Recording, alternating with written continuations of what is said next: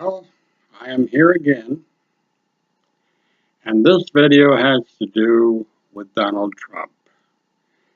The election is getting closer. Early voting is still going on, and I wish to discuss just a little bit about Trump and why people would be voting for him. It really doesn't make sense, does it?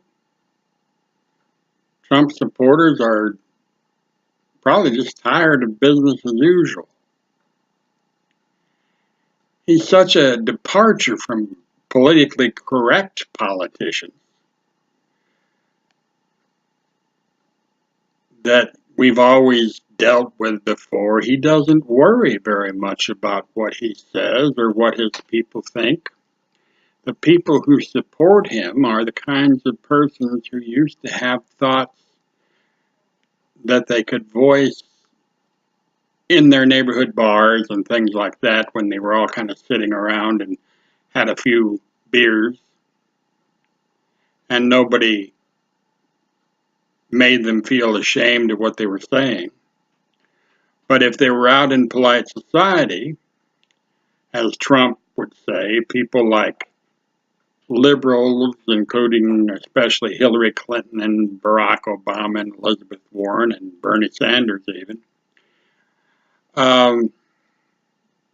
would perhaps make them feel like what they were saying was really not acceptable because it went against their basic humanity and everybody else's basic humanity.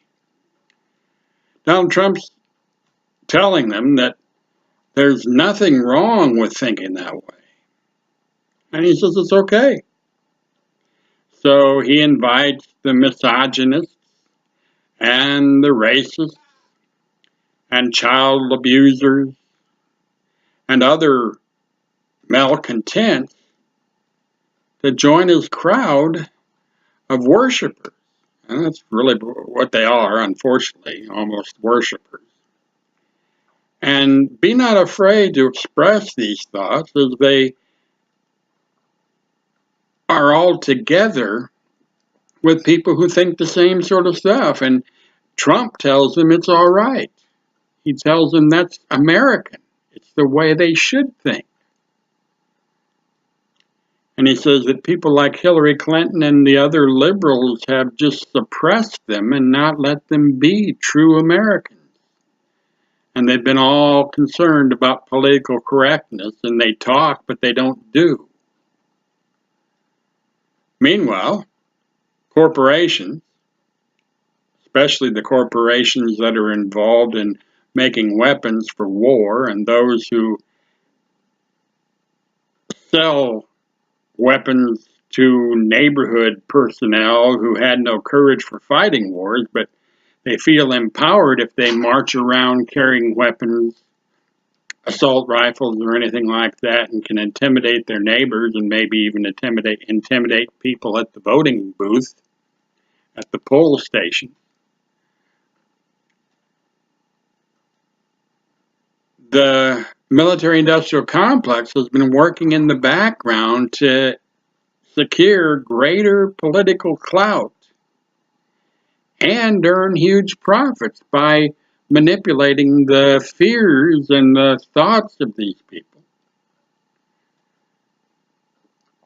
Barack Obama's presidency played directly into their hands as they exploited racial prejudices and used his middle name, Hussein, to incite anti-Muslim fears so that their servants in the National Rifle Association could further fan the flames of unreasoned fear of a government run by a black Muslim who wanted to install Sharia law as the rule of the land, even though the laws that Barack Obama espoused were nothing like Sharia law. The Sharia law is a lot closer to a lot of the ideas that people like Ted Cruz and other Republican prominent personnel have.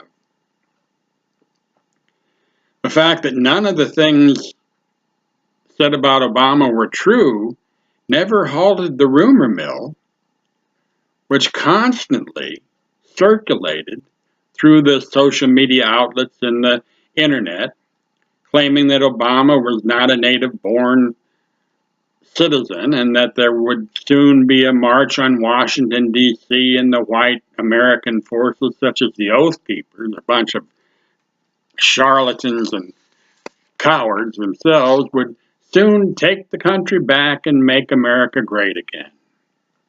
When did it not be great? When was it not great?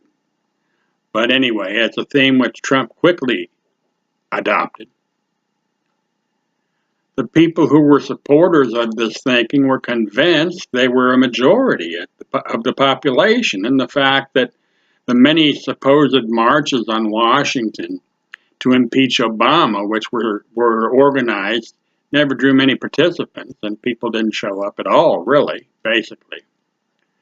But that didn't seem to dissuade them from their dark mindset, and an entrepreneur like Trump said, "Wonderful, I can use this."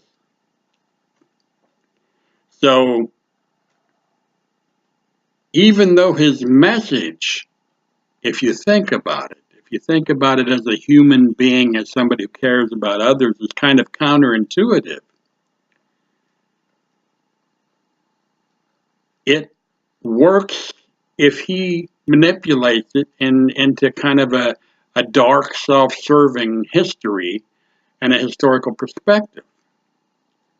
His supporters are exposed again and again to the truth of things, but the Trump campaign just makes sure they're inundated with so much misinformation that they really aren't able to discern the truth due to some of the basically, perhaps, a limited mental capacity of some of them. And to a total disenfranchisement or a disenchantment with the state of Washington politics. When Al Gore lost the presidency to Bush in 2000 election, in the 2000 election, due to a couple of electoral votes in Florida, which were basically controlled by his brother Jeb, liberals were quick to question the outcome and the fact that Florida was called first for Gore on the major news media outlets, and then called back and called again for Gore, and then pulled back and ultimately called for Bush. Gore and his people appealed to the Supreme Court, who ultimately decided that Gore was going to have his appeal denied. And even though Gore had the popular vote at 48.4%, and Bush was only 47.9%, not a huge difference, but a difference. It would have been enough to win Gore the election if they had just gone by popular vote. Bush was declared the winner. Now, we should have had a public outcry then. Instead, what we did was we accepted it grudgingly. And then a whole lot of pundits said Florida election results had been rigged and the Supreme Court, noticeably conservative, had been bought off. This entire mindset was promoted by internet-based social media outlets again, and ultimately led to the notion picked up by conservatives, and that was one of the problems. We actually started that whole idea of untrustworthiness in the electoral process. But ultimately, it led to the notion that elections could be rigged and that the Supreme Court and its decisions were for sale, which soon led to the sort of disenchantment with political processes in Washington that Trump has been able to take advantage of. Once people became so suspicious, it was easy to fan the flames of paranoia which pervade the conservative populations who already don't like any sort of progressive liberal ideas, such as equal pay for women, access to health care for everyone, regardless of race, gender, religion, or sexual orientation, equal access to housing, increased minimum wage, background checks for gun ownership, etc. And with a black president, the conservatives on the fringe were easy to manipulate into buying more guns and to forming hate-based associations which allowed them to normalize what would otherwise be thought of as inhumane or unchristian or just wrong mindset. Now, even though all measurable statistics and barometers of social and economic progress have showed that the presidency of Barack Obama has been eminently successful in every way that counted, the conservatives, in the form of the press and spin masters at such outlets as Fox News and commentators such as Rush Limbaugh and Ann Coulter, continued to claim that he was ruining the country, setting up a population of what Hillary's called deplorables, who elevated Donald Trump literally to godhood. Makes no difference to these persons what proof is shown, even on video recordings of his contempt for the rest of us. It's all manufactured according to his flock of followers because the establishment is afraid of his willingness to tell it like it is, and to the military-industrial complex, they're happy because they were able to engineer a simple assassination of John F. Kennedy when he resisted them. But as society became more complex and interactions and interweaving became more difficult to deal with, the newer ideas of really looking at the harm done to society by the profiteering of the military-industrial complex became a concern because they had no concern really for collateral damage. And so what they did was they encouraged people to follow Trump, and they kept adding misinformation to the mix so that nobody really knew what was true. But the main thing was it got the spotlight off of them, at least for now. So we would consider ourselves more liberal and educated and savvy, perhaps concerning science and progressive social issues, are left shaking our heads and wonder at how large this crazy man's following is.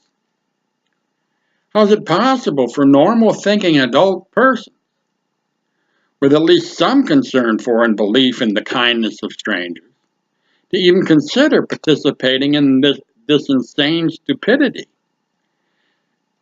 The insane stupidity of Trump's power grab, when many of us already know that winning doesn't matter that much to him and that the only thing that really matters to him is the notoriety and opportunity for financial gain, which his campaign has and will continue to bring to him long after the election is done and we welcome the first ever woman president to the Oval Office. Trump and his insane assertions bedeviled the Obama presidency throughout its duration, and he's basically promised he will be a thorn in the side of Hillary Clinton's administration. And he'll keep being that way as long as she's there. And basically, the prime purpose of all of this is making as much profit from his activities as possible. Trump's followers don't seem to understand his cynical approach and how it belittles them or how it ignores their importance to him. Because as far as he's concerned, they're mere bodies and not individual persons. They mean nothing to him effectively. They're nothing but exploitable assets who can advance his con artist's agenda. He stirred them up to the point that they are threatening to revolt if he's not the winner of the election, which he will not be. And he has not been any assistance in helping them to understand that the let's tear it all down and begin again mentality will never be of any service to them or those that they love. We have a society which has been built by sweat and toil of the little guy and has been produced by an association of collective efforts to manufacture mechanisms to establish justice, ensure domestic tranquility, provide for the common defense, promote the general welfare, and secure the blessings of liberty to ourselves and our posterity. Do you recognize the preamble to the Constitution? We have systems of interstate commerce and laws which prohibit discrimination against others of differing views, and whether they be religious or political or sociological. It's taken 250 years to put this all together. To tear it down in a few hours of anger and violence would be extremely wrong-headed, as the superstructure of society is still very strong. And what's needed is merely some tweaking to clean out the decay which has infested some of the secondary support columns. To have spent so much effort in blood, sweat, and tears to establish the superstructure, which merely requires a bit of cleaning up to make it totally sound again, and destroy it in the name of a totally insane con man who is throwing a hissy fit because he loses an election, is itself pure, the purest form of insanity. There's no rationale for destruction of the society when we can repair and strengthen it, working from within, and this is what Hillary Clinton is going to do. You'd be surprised at all the things that she has done to counter the web of distraction and untruth that Trump has set up. And she will show us once she is president. So I want you to remember this. Remember this before you cast your ballot, whether it's early or you do it on election day. Thank you very much for listening. I hope this was in some way helpful for you.